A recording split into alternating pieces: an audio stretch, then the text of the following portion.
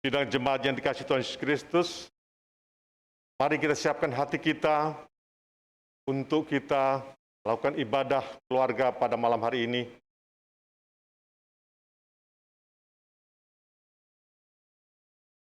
Harta dan benda adalah anugerah Tuhan yang dipinjamkan pada kita. Dikatakan pinjaman dari Allah karena tidak ada seorang pun yang dapat pertahankan harta bendanya seumur hidup. Untuk itu, mari kita syukuri harta dan benda yang kita dapatkan dari Allah ini, memuliakan namanya, dan memfungsikan untuk menolong sesama serta memberikannya untuk pelayanan nama Tuhan. Oleh karena itu, mari kita berdiri untuk menghadap Tuhan dan menyembahnya serta memuliakan namanya karena kasih setianya besar dan atas kita semuanya.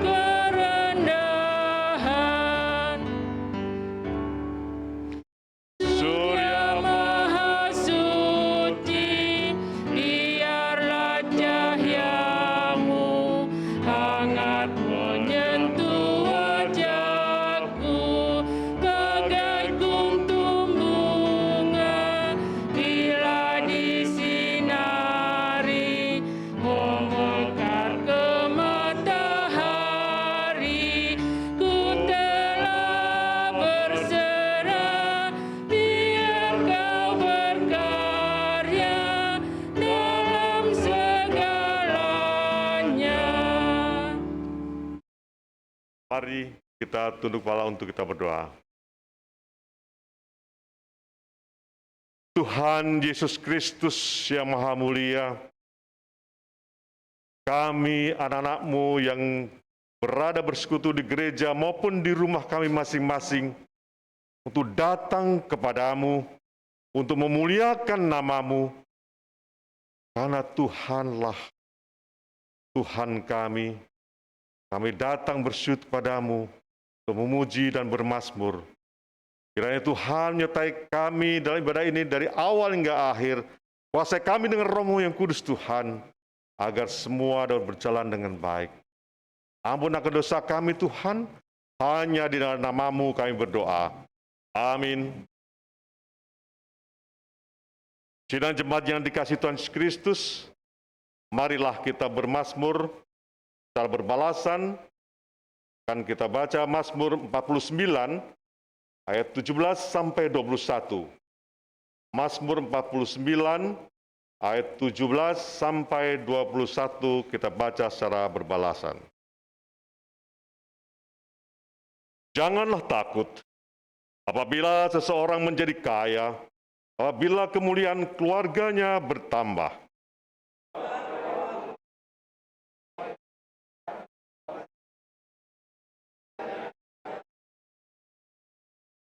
Sekalipun ia menganggap dirinya berbahagia pada masa hidupnya, sekalipun orang menyanjungnya, karena ia berbuat baik terhadap dirinya sendiri.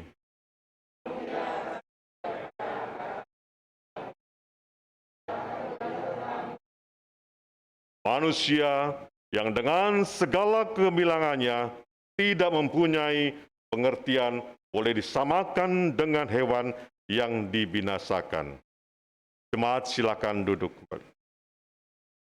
Marilah kita kembali memuji nama Tuhan dari Kidung Jemaat 27, bait pertama dan kedua, meski tak layak diriku.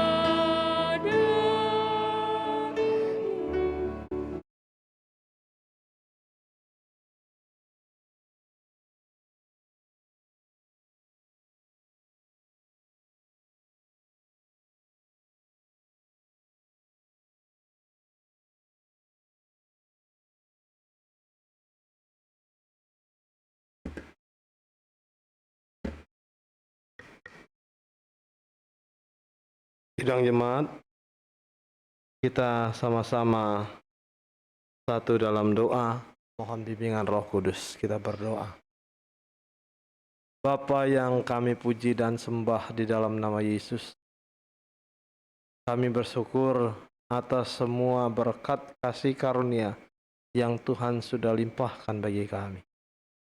Hari ini Engkau mengajak kami untuk berbicara di sekitar kelengkapan yang Tuhan sudah berikan bagi kami, yaitu harta benda. Kami perlu memahaminya. Kami perlu mengerti apa maksud dari Tuhan memberikan semuanya itu bagi kami. Oleh karena itu ya Tuhan, berbicara bagi kami. Datanglah ke tengah-tengah persekutuan kami, baik di gereja ini maupun di rumah kami masing-masing dan di hati kami. Agar kami sama-sama dapat memahami apa yang Engkau katakan bagi kami. Berbicara Bapa, kami siap mendengar dan melakukan titah. Dalam nama Yesus kami sudah berdoa dan bersyukur. Amin. Sidang jemaat yang dikasihi Tuhan, mari kita berdiri.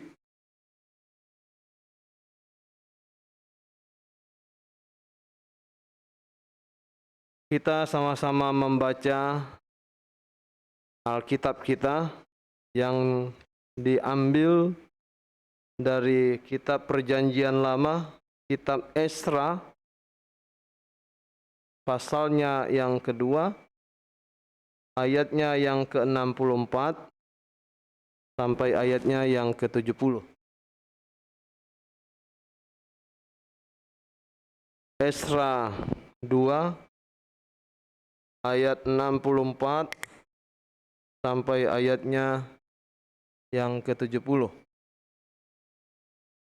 Kita membacanya berganti-gantian. Saya membaca setiap nats yang genap dan Bapak Ibu bersama-sama membaca setiap nats yang ganjil.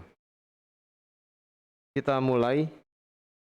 Seluruh jemaah itu bersama-sama ada 62.360 orang.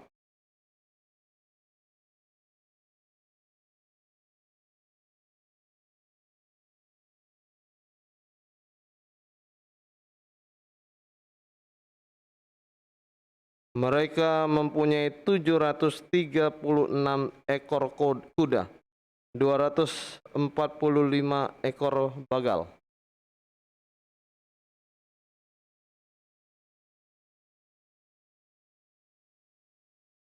Beberapa kepala kaum keluarga tatkala datang ke rumah Tuhan yang di Yerusalem, mempersembahkan persembahan sukarela guna pembangunan rumah Allah pada tempatnya semula.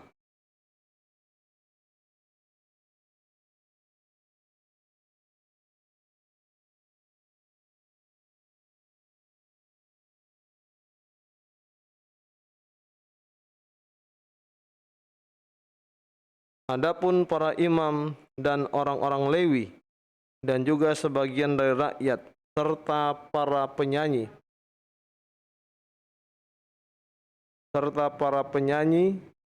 para penunggu pintu gerbang dan para budak di Bait Allah menetap di kota-kota mereka. Demikian juga semua orang Israel yang lain, masing-masing di kota-kotanya sendiri. Sampai demikian jauh pembacaan firman Tuhan. Terpujilah Kristus. Hosiana. Hosiana, Hosiana, Hosiana.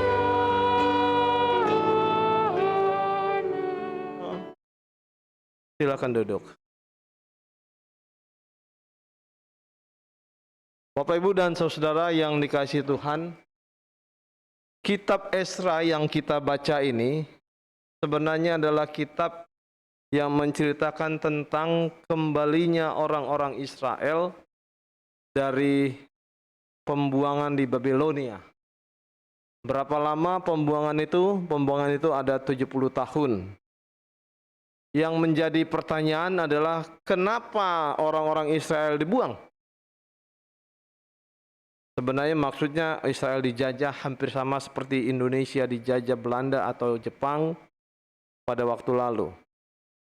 Semua itu terjadi oleh karena orang-orang Israel pada awalnya, atau katakanlah nenek moyang orang Israel pada waktu itu tidak taat pada Allah.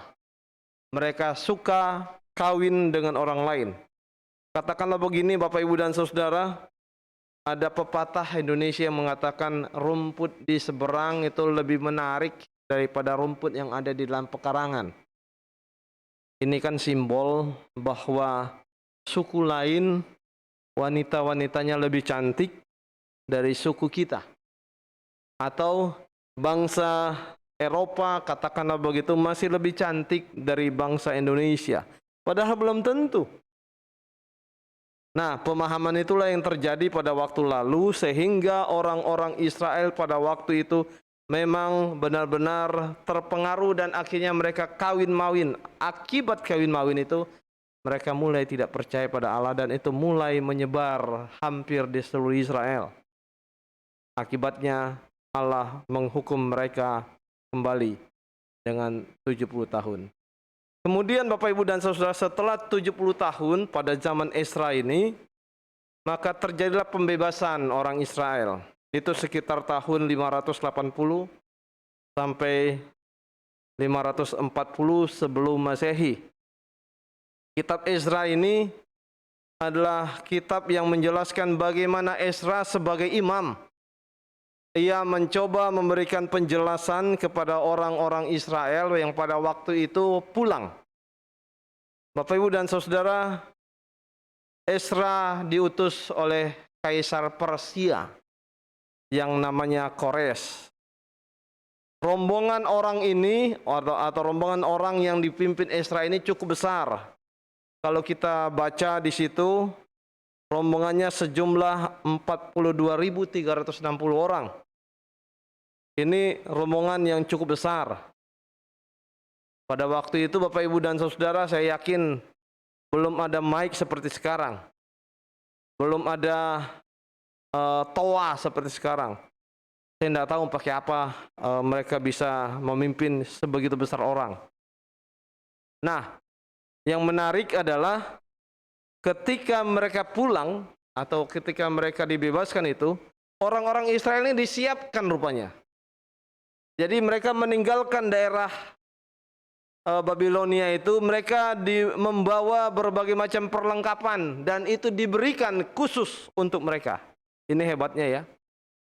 Ya, kalau kita pikir orang yang TKI itu begitu pulang dari negeri tempat mereka bekerja sebagai TKI, kadang-kadang ada yang tidak dapat apa-apa toh.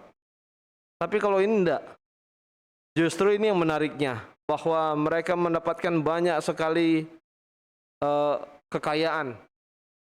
Di situ dikatakan ada 200 penyanyi laki-laki dan perempuan, ada 736 ekor kuda, 245 ekor bagal, 435 unta, 4.700 keledai dan lain sebagainya.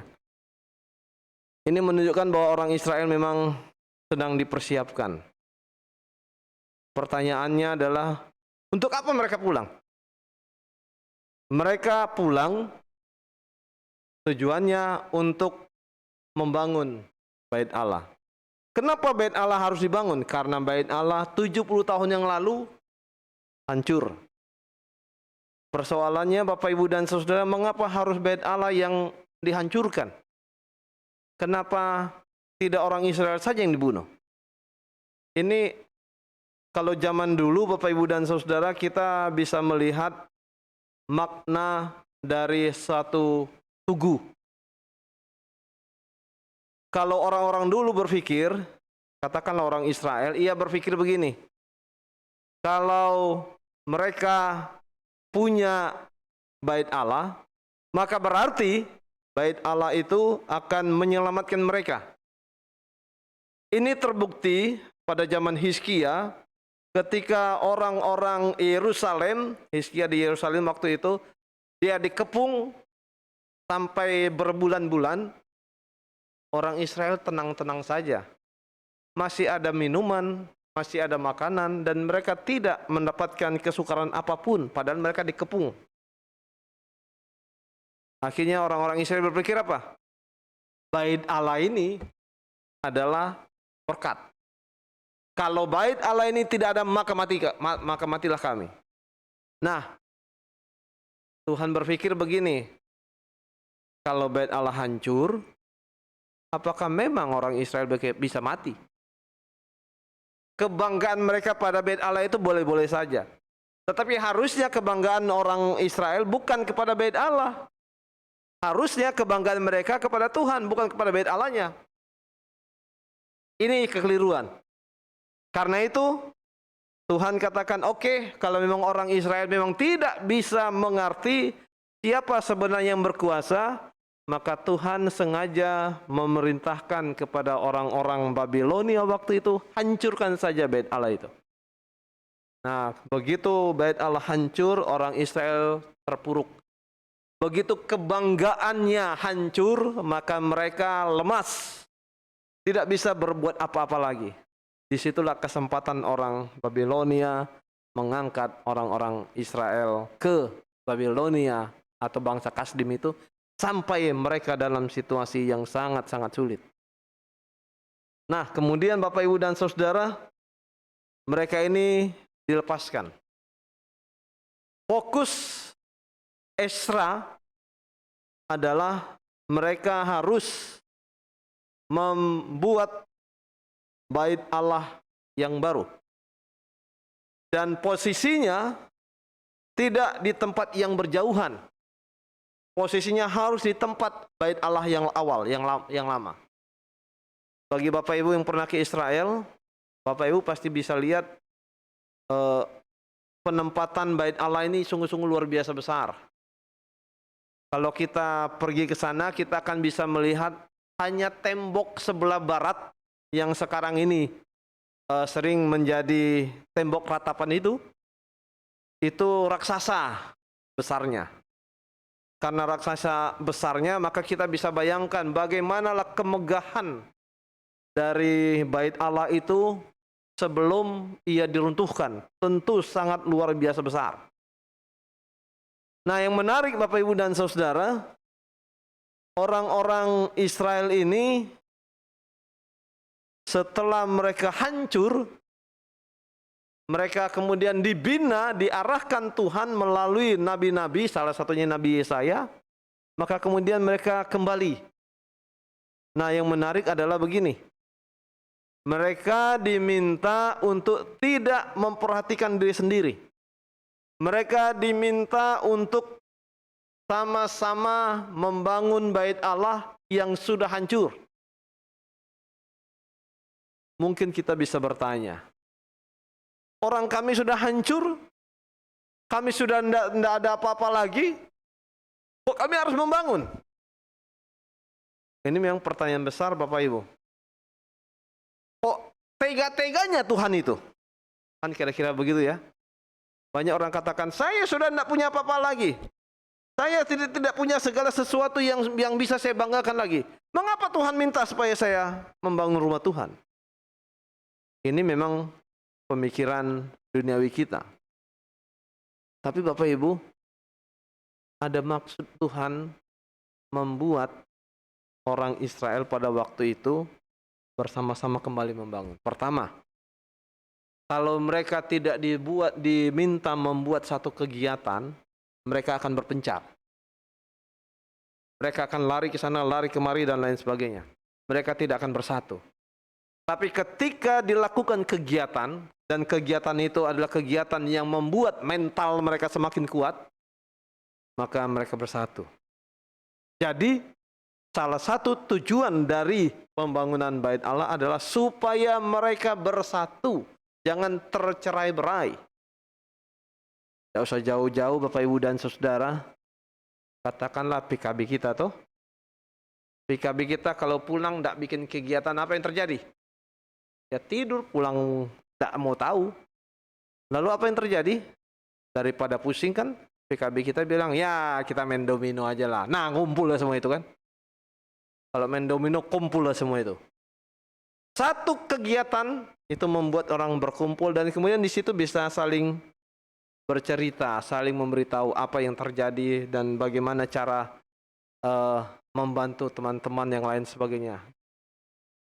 Itu memang sering dilakukan.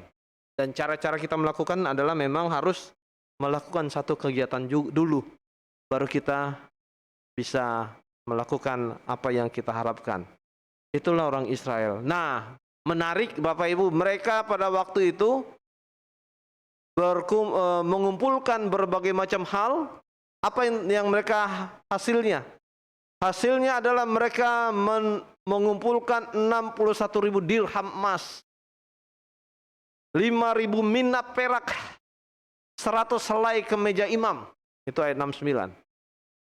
Mau dikatakan bahwa orang-orang yang tadinya merasa susah, merasa tidak bisa berbuat apa-apa, mereka justru kalau mereka sudah dipicu atau mereka sudah diajak untuk melakukan sesuatu yang benar, hasilnya memang luar biasa.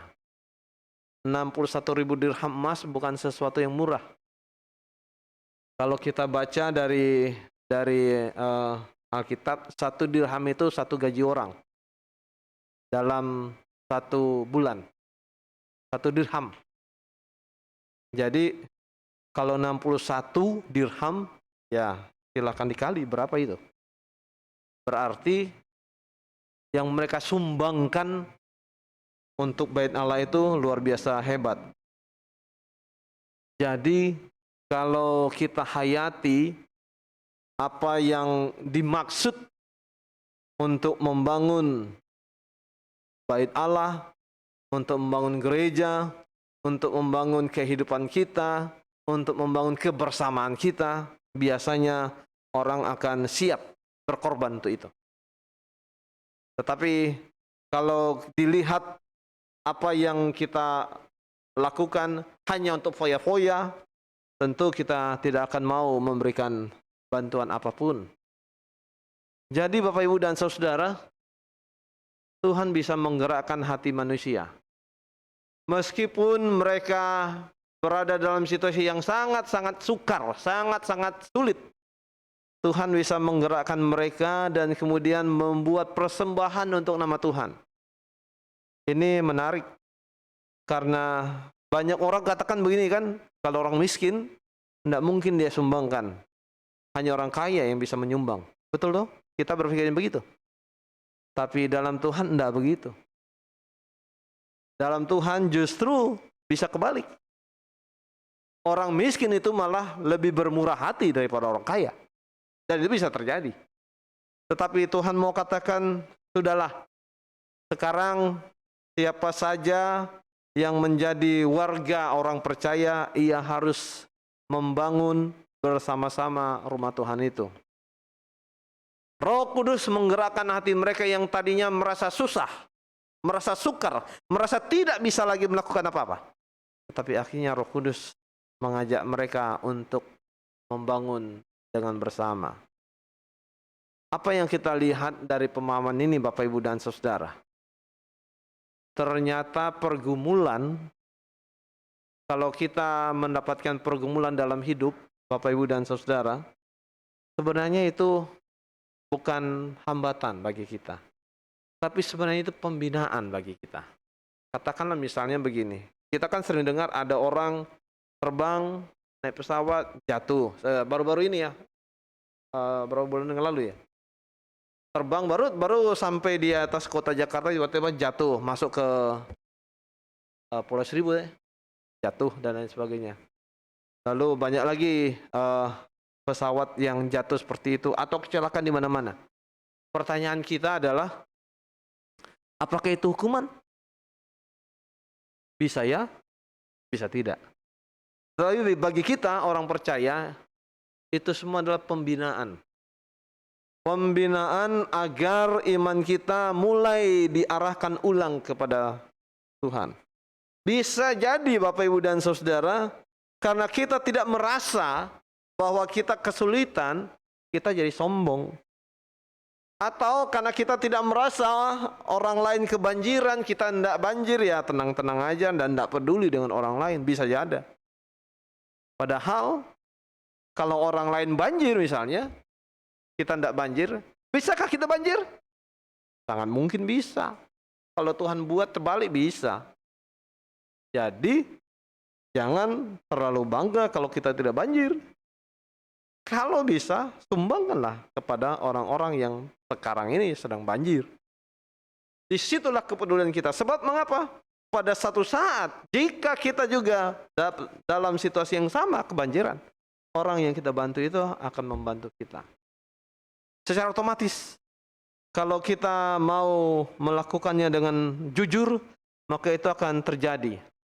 Nah, jadi kalau kita mendapatkan pergumulan hidup, sakit penyakit, kemalangan, atau orang yang dikasihi dipanggil Tuhan dalam situasi yang mendadak seperti baru-baru ini ya, kita memang pada waktu pertama kita akan katakan, oh Tuhan, apa yang kau lakukan ini?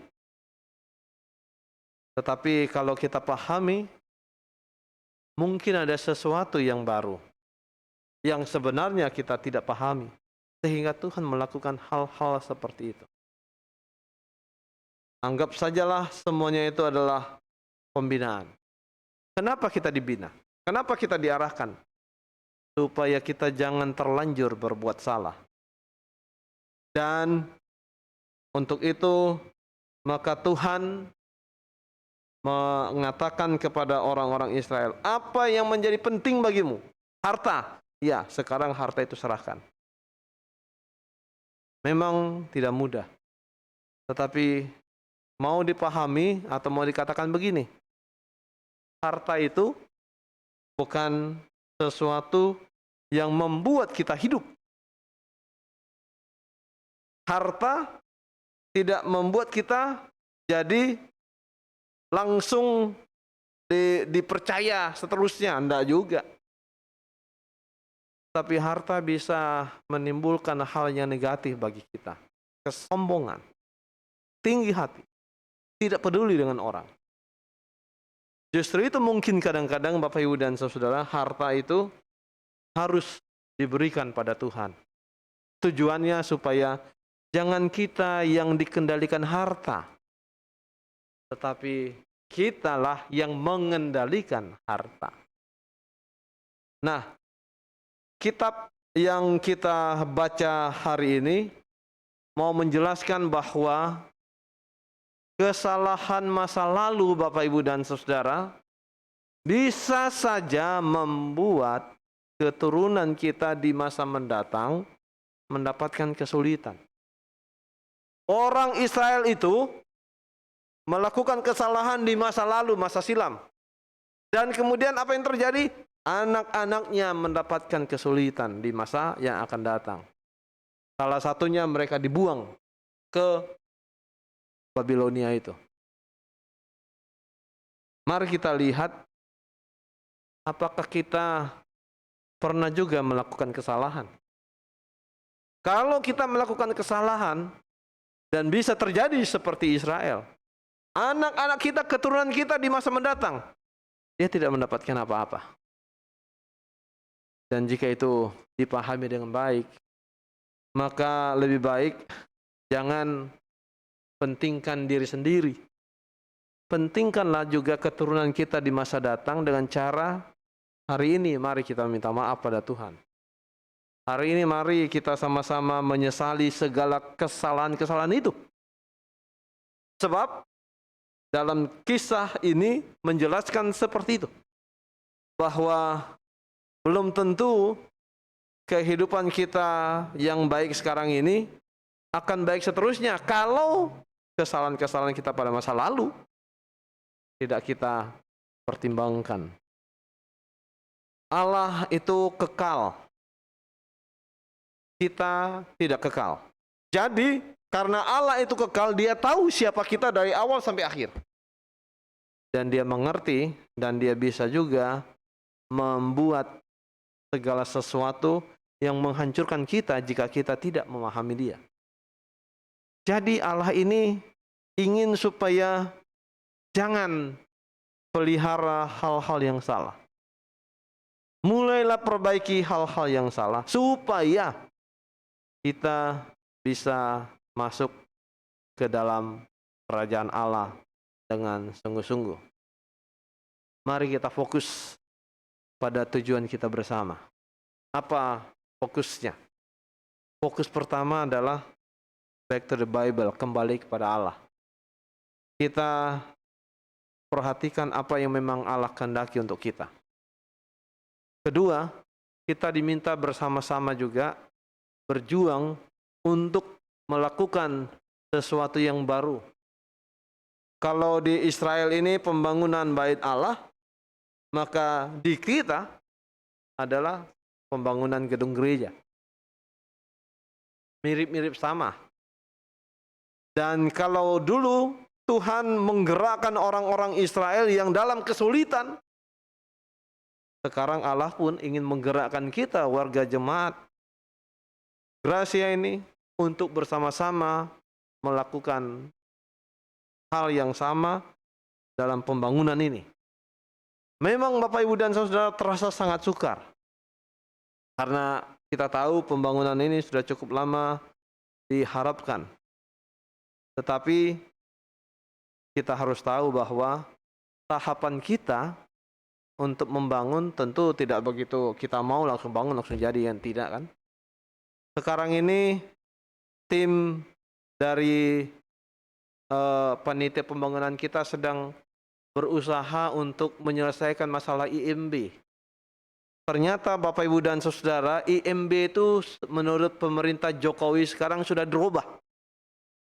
Namanya sekarang jadi PBG, Persetujuan Pembangunan Gedung. Jadi istilah IMB sudah dihapus.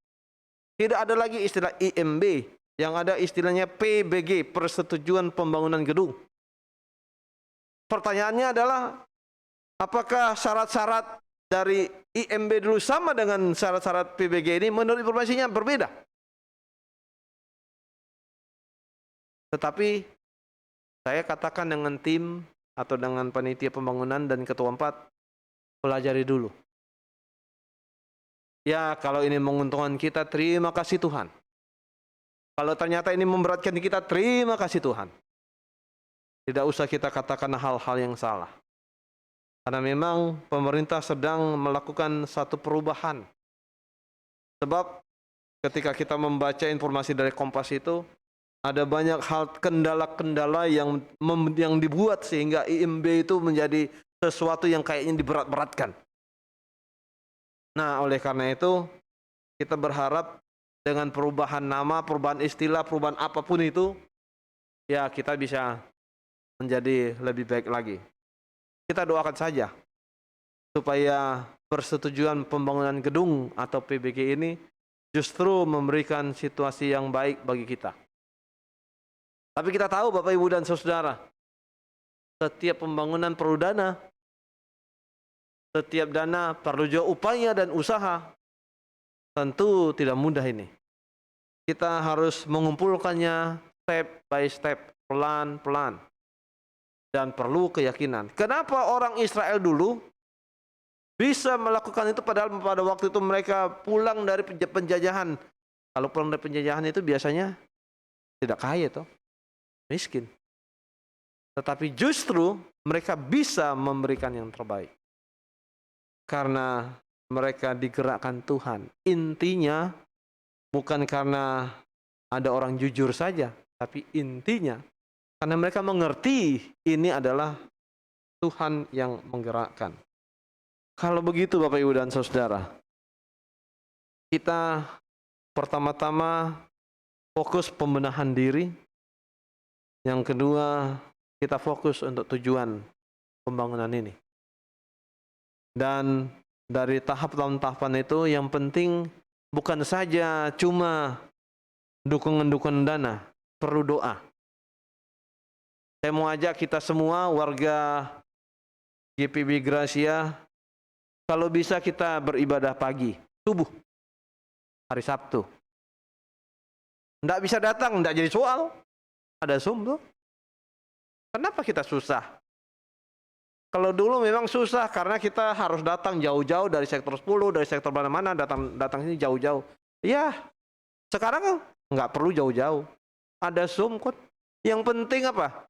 Mau sediakan diri bangun pagi-pagi, lalu kemudian sama-sama kita berdoa. Sama-sama bisa diatur. Yang paling susah sekarang begini Bapak Ibu dan Saudara. Zoom sudah dibuka. Tapi semua dibuka suara mikrofonnya. Apa yang terjadi? Ngomongnya ributnya minta ampun. Nah, kalau Zoom sudah dibuka, tolonglah dimatikan mic masing-masing. Satu orang aja cukup berbicara sehingga kita dengar semua.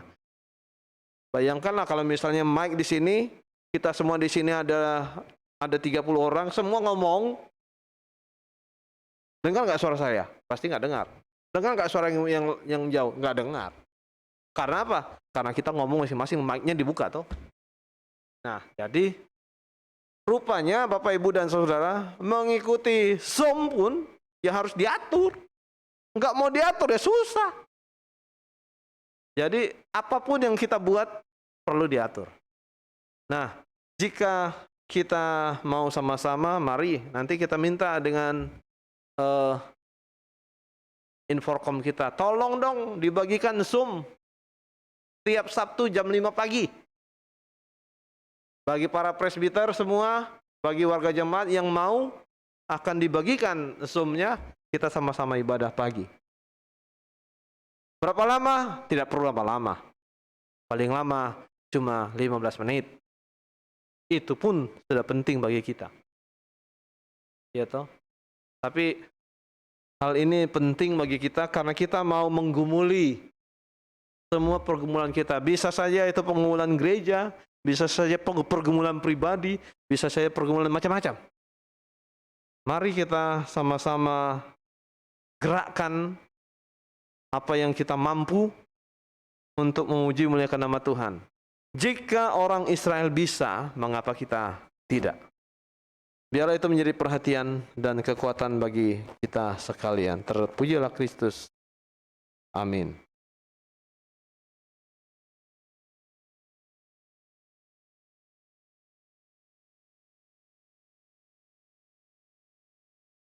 Kita Bakti 69 bait pertama.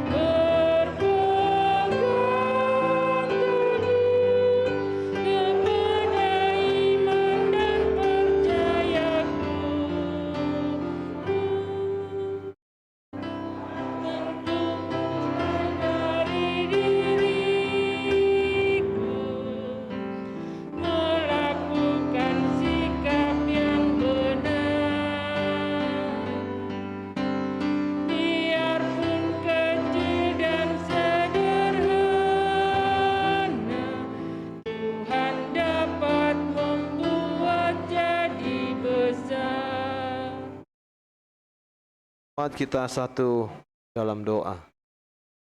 Kita berdoa. Ya Bapa yang kami kenal dan sapa di dalam nama Yesus. Terima kasih atas waktu dan kesempatan yang Engkau berikan bagi kami. Melalui ibadah keluarga hari ini, kami bersama-sama dapat mengerti bagaimana memberi dari harta benda yang Tuhan sudah berikan bagi kami. Kami tahu Tuhan, hidup kami adalah milik-Mu. Dan segala sesuatu yang kami punya, itu juga adalah milik. Karena tidak ada satupun yang kami bisa lakukan untuk mendapatkan sesuatu yang baik, jika Engkau tidak memberkati kami. Oleh karena itu Tuhan, ajar kami supaya kami menghargai setiap pemberian-Mu dan setiap apa yang Tuhan sudah bagikan bagi kami. Salah satu hal yang kami rasakan adalah hidup ini. Engkau masih memberi kami waktu untuk hidup. Karena banyak teman-teman kami, saudara-saudara kami, dan lain sebagainya, mereka juga hidup tetapi dalam kondisi yang tidak seperti kami.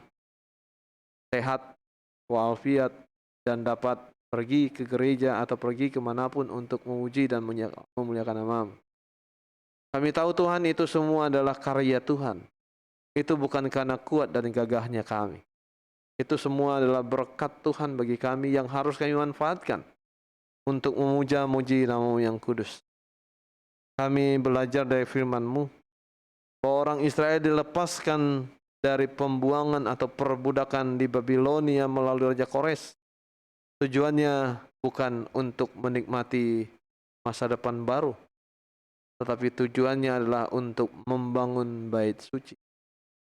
Mereka harus disatukan dalam pemahaman, dalam iman, dalam kesatuan bangsa, dan dalam kesatuan suku. Sehingga umat Israel sungguh-sungguh melakukan apa yang mereka harapkan karena mereka tahu. Ketika mereka tidak punya kebanggaan, ketika mereka berada dalam situasi yang sangat sulit, justru mereka tidak mampu berbuat apa-apa. Ketika mereka bersatu, ketika mereka melakukan apa yang Tuhan kehendaki, justru di situ mereka mampu mengumpulkan apapun yang mereka kehendaki. Biarlah itu pun dapat terjadi pada kami, ya Tuhan.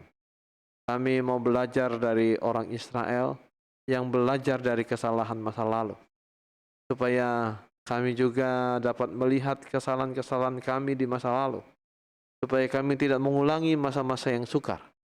Tapi biarlah kami bergotong royong, kami benar-benar seperti orang Israel yang siap melakukan segala sesuatu untuk persatuan dan kesatuan.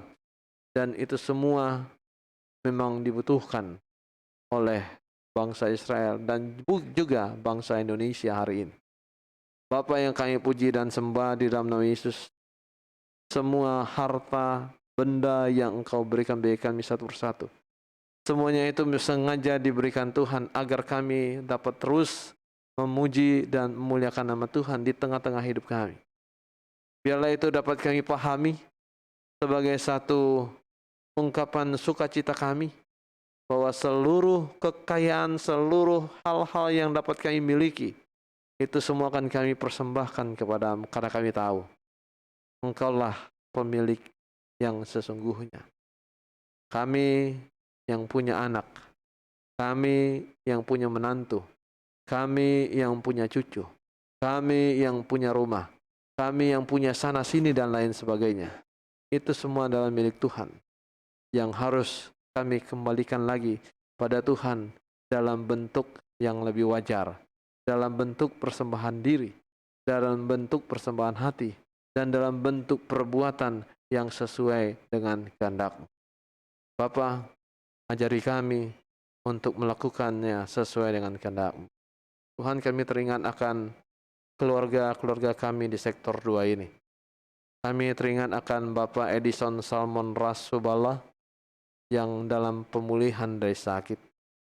Kami teringat akan Ibu Margareta Stauhoka juga dalam pemulihan dari sakit. Tuhan, berkati saudara-saudara kekasih kami ini. Kami tahu Tuhan, sakit penyakit sering membuat kami dalam kesulitan. Biar Tuhan sementara dalam pemulihan, keluarga-keluarga kekasih kami ini kemudian dapat sembuh dan dapat bersama-sama dengan keluarga dalam suasana yang lebih sehat untuk memuja-muji nama yang kudus. Kami tahu bahwa Engkau adalah Allah kami yang dapat memberikan yang terbaik bagi kami. Kami teringat juga Tuhan akan Ibu Tuti Harefa dan keluarga. Kami mengerti bahwa keluarga bukanlah orang yang bisa begitu saja melihat situasi seperti ini dalam hal-hal tertentu. Kami tahu Tuhan, siapapun kami, ketika kami menghadapi situasi seperti Ibu Tuti Harepa ini, kami tentu sangat sedih dan kami juga tentu terpukul. Tuhan, tolong berikan kekuatan baginya. Tolong berikan penghiburan baginya. Biarlah ibu ini dapat menjadi kepala keluarga sekaligus ibu di tengah-tengah keluarga dan memberikan yang terbaik untuk Tuhan.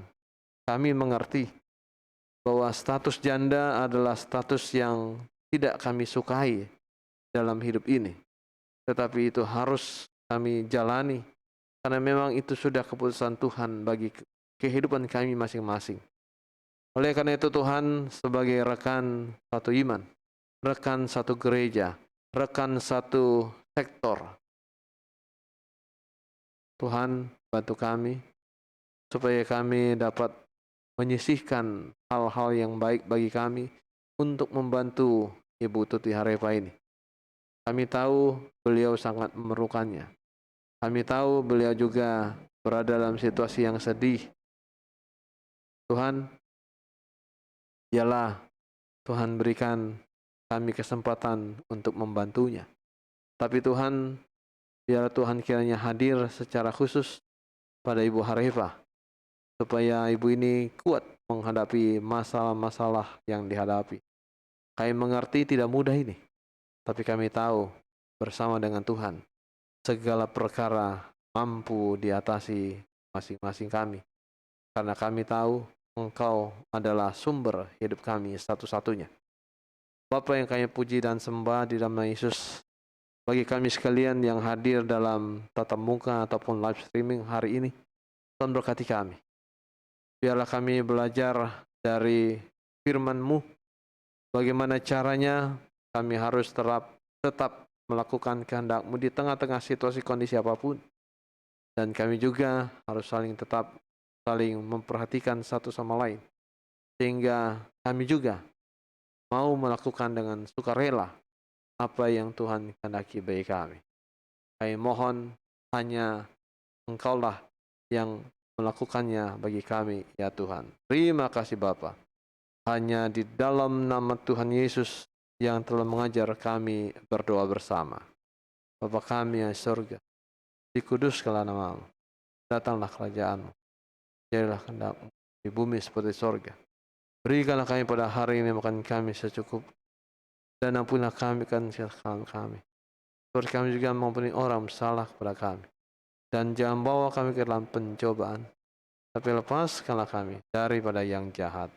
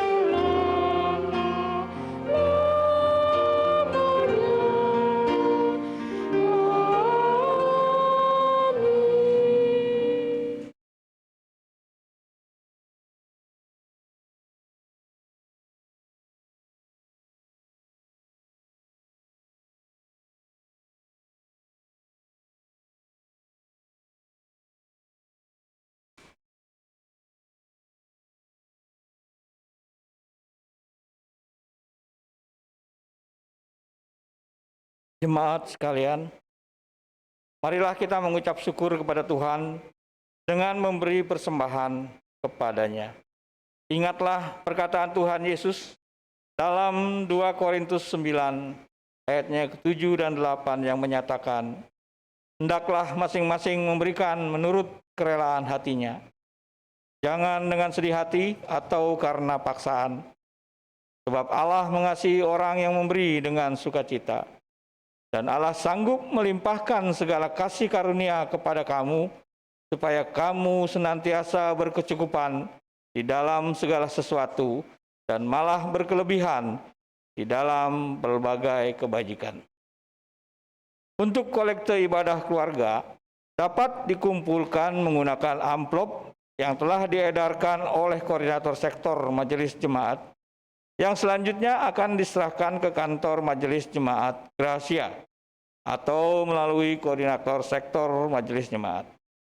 Persembahan juga dapat diberikan melalui barcode QRIS GPIB gratis yang bisa dikopi atau diakses pada warta jemaat minggu. Tuhan memberkati saudara dan persembahan saudara. Sementara persembahan diedarkan, kita menyanyikan dari Gita Bakti 77, bait 1 dan kedua.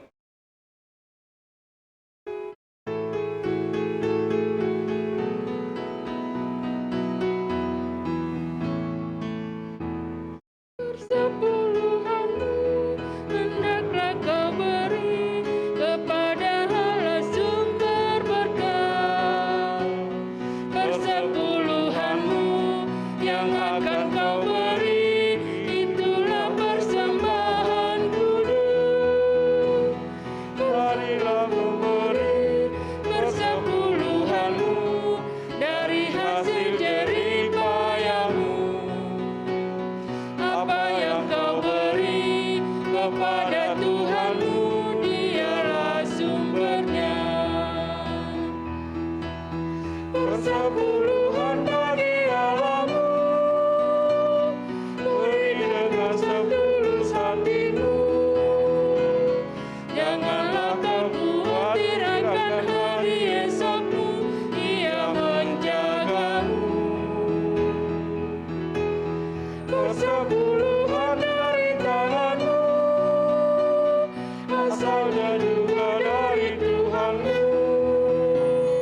dan Dia sanggup melipat gandakan yang kau beri, itulah janjinya.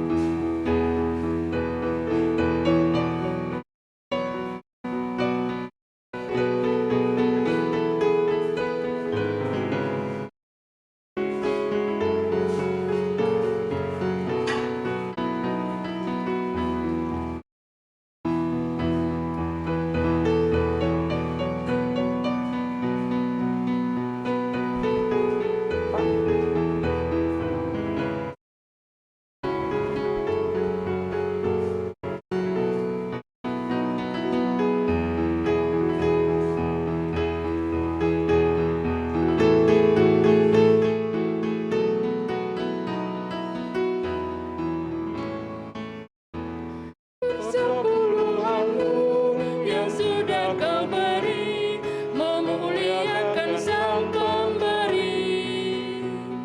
Persepuluhanmu yang sudah kau beri, menjamin hidup sesamamu. Persepuluhanmu yang sudah kau beri, menjadi akta di hidupmu.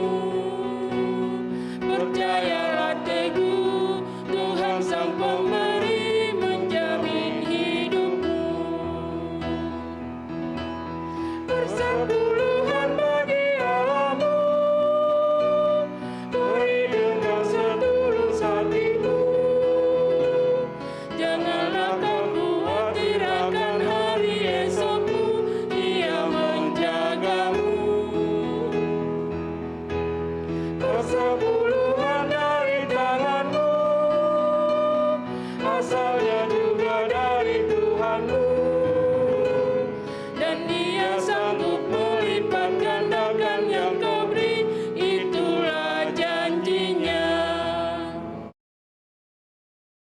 Umat Tuhan, mari kita berdiri untuk menyerahkan persembahan kita kepada Tuhan. Dalam doa syukur kita berdoa. Ya Tuhan, Engkaulah sumber hidup kami. Kami membawa dengan penuh sukacita persembahan ini sebagai ungkapan syukur kami kepadamu. Jadikanlah persembahan ini sebagai berkat bagi orang lain, dan terimalah serta kuduskanlah sehingga berguna untuk pekerjaan memuliakan nama-Mu di dunia. Dalam nama Tuhan Yesus, sumber hidup dan berkat, kami berdoa. Amin. Silakan duduk.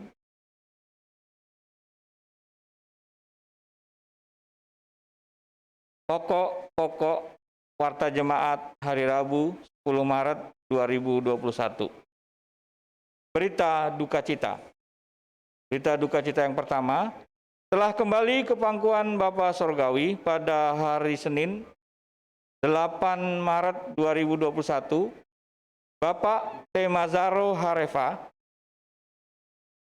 warga jemaat sektor pelayanan 2. Dalam usia 48 tahun. Dalam simpati dan empati yang mendalam, majelis jemaat dan seluruh warga jemaat mengucapkan turut berbelasungkawa dan mendoakan agar keluarga besar almarhum Bapak Temazaro Harefa yang ditinggalkan diberi ketabahan, kekuatan, dan penghiburan oleh Tuhan Yesus Kristus. Berita duka cita yang kedua, telah kembali ke pangkuan Bapa Sorgawi pada hari Selasa 9 Maret 2021, Pendeta Emeritus Bapak Subagio Subroto, dalam simpati dan empati yang mendalam, majelis jemaat dan seluruh warga jemaat mengucapkan turut berbelasungkawa dan mendoakan agar keluarga besar almarhum Pendeta Emeritus Bapak Subagio Subroto yang ditinggalkan diberi ketabahan, kekuatan, dan penghiburan oleh Tuhan Yesus Kristus. Ucapan terima kasih. Majelis Jemaat mengucapkan terima kasih kepada pelayan firman ibadah hari ini, Bapak Pendeta Egbert Parasian Siombing, sebagai KMJ GPIB Gracia Bekasi. Terima kasih atas pelayanan Bapak. Kiranya Tuhan memberkati Bapak dan keluarga. Juga sebagai pendukung ibadah, organis Saudara Nathan Rantai Tasik, serta pemandu lagu Ibu Esther Lona Rantai Tasik. Terima kasih atas pelayanan Saudara Nathan dan Ibu Esther Lona. Kiranya Tuhan Yesus memberkati keluarga saudara dan ibu sekalian. Majelis Jemaat mengucapkan terima kasih atas pelayanan tim multimedia dan tim Satgas COVID-19. Juga kepada tuan rumah ibadah keluarga hari ini, keluarga Bapak Honefin Panggabean dan keluarga Bapak Budi Moses dari sektor pelayanan 2.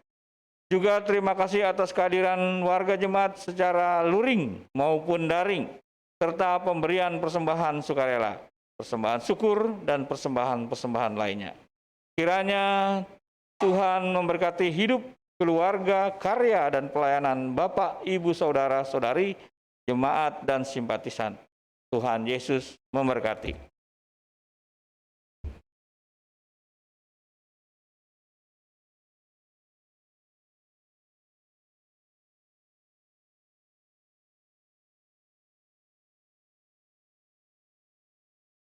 Umat Tuhan, marilah kita berdiri. Terimalah amanat pengutusan Tuhan, pergilah dalam damai sejahtera Tuhan dan lakukanlah firman Tuhan yang telah kamu dengar. Kita sambut dengan kita bakti 61.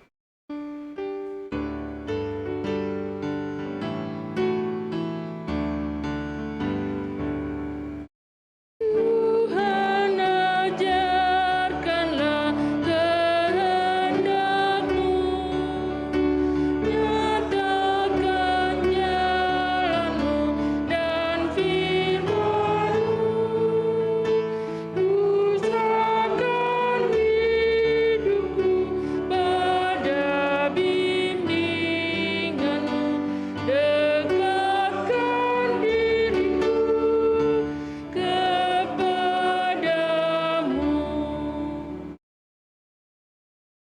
Sidang iman, arahkanlah hati dan pikiran pada Allah dan terimalah berkat-Nya. Semoga Allah yang adalah sumber ketekunan dan penghiburan mengaruniakan kerukunan kepada kamu sesuai dengan kehendak Kristus Yesus. Amin.